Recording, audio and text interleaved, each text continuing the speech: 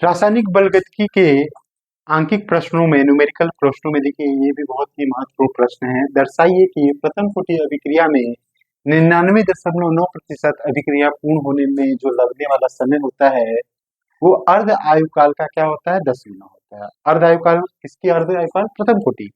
देखिए इस सवाल को सॉल्व करता हूँ देखिए बहुत ही अच्छे तरीके से। तो मान लीजिए एक अभिक्रिया हो रही है, माना अभिक्रिया, एक अभिक्रिया मान लीजिए इसमें ए से क्या बन रहा है? उत्पाद बन रहा है। तो एकदम t बराबर 0 पर देखिए प्रारंभ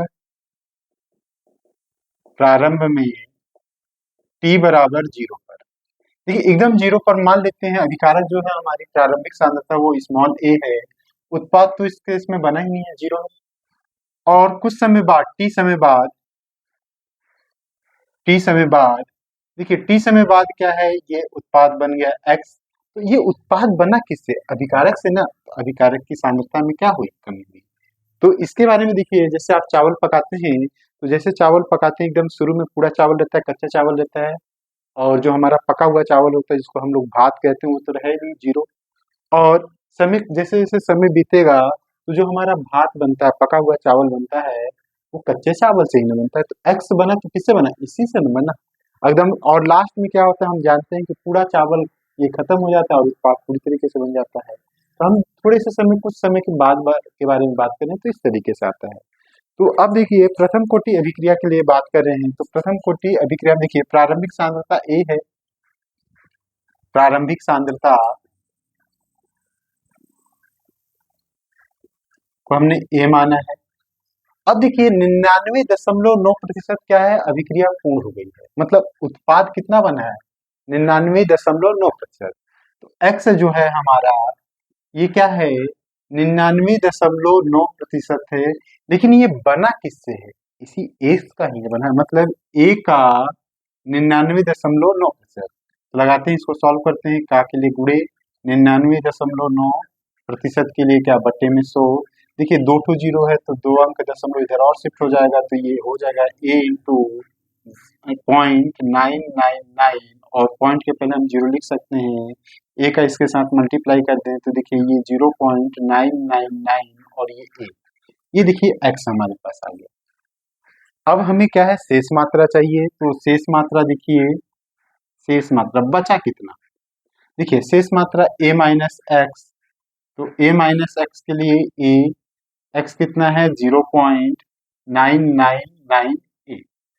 अब देखिए सिंपल सा माइनस कर देंगे इसमें से। देखिए ये दोनों में a है तो a को कॉमन ले लीजिए, यहाँ 1 माइनस 0.999।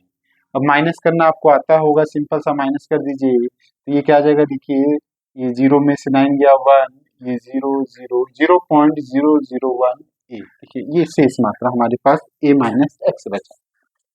अब देखिए हम बात करते हैं प्रथम कोटि अभिक्रिया के लिए बात कर रहे हैं।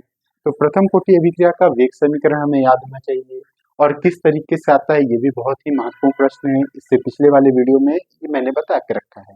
तो प्रथम कोटि अभिक्रिया के लिए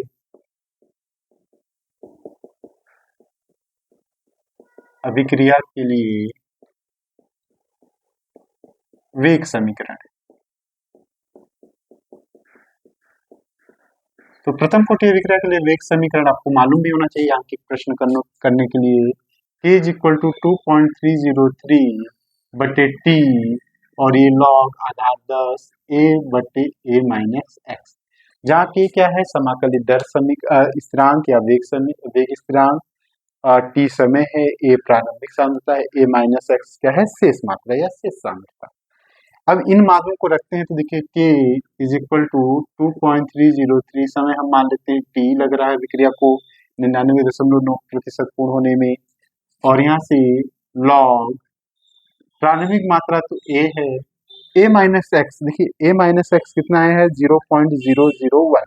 यहाँ पास रख देते हैं 0.001 a से a कैंसिल हो गया तो k इज इक्वल टू 2.303 बटे टी log आधार 10। अब देखिए ऊपर में 1, और देखिए यहाँ पास क्या बचा मेरे पास? 0.001। अब देखिए सवाल को करते हैं k इज इक्वल टू 2.303 बटे टी।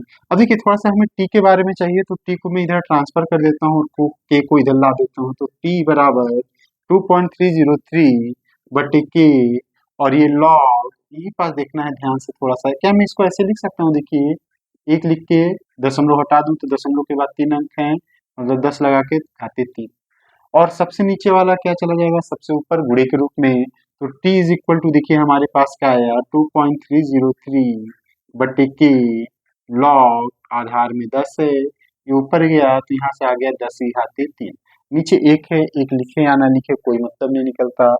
अब देखिए लॉग का एक सूत्र क्या कहता है, देखिए यहाँ पर सूत्र लगेगा लॉग का, कि लॉग m की पावर n, जब भी पावर में हो तो ये पहले आ जाता है और ये हो जाता है n log m, इस तरीके से।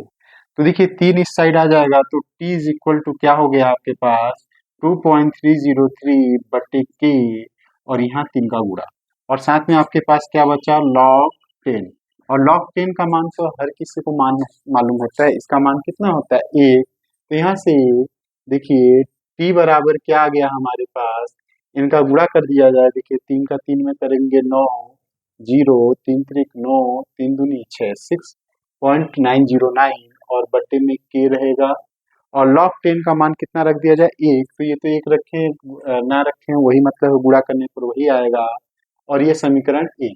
देखिए यहाँ पास हमने यूज क्या किया, log 10 का मान हमने क्या रखा था 1 रखा था, तो ये थोड़ा सा हम दर्शा देंगे। देखिए ये आ गया समय 99.9% अभिक्रिया पूर्ण होने।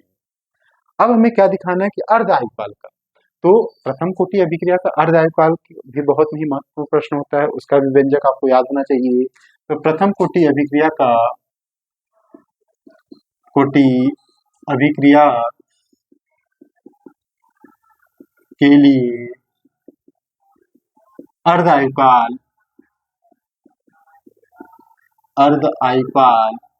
ये होता है T half is equal to 0.693 बटे के।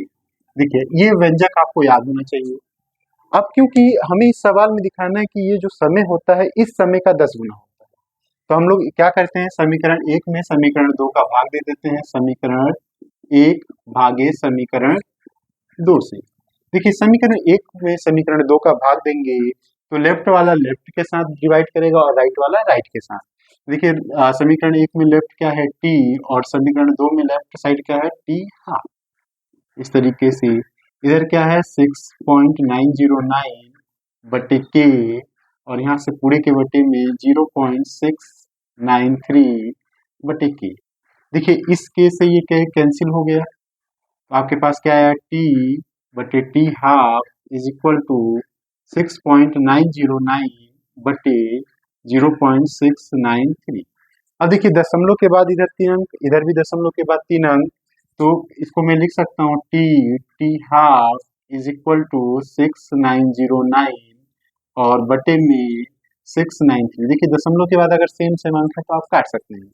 देखिए 693 का अगर मैं 10 बार पहाड़ा पढ़ूं तो मेरे पास 6,930 आएगा, और ऊपर क्या दिया है 6,909, तो लगभग लगभग इसको 10 के लगभग माना जा सकता है, एग्जैक्ट तो नहीं लेकिन लगभग 10। यहाँ से देखिए इस तरीके से आपके पास T half is equal to, ये लगभग है 10, यहाँ पास इस तरीके से आपको लगभग, तो टी हाफ को उधर ट्रांसफर कर दिया जाए तो आपके पास क्या बनेगा, देखिए टी इज इक्वल टू लगभग टी हाफ का 10 गुना।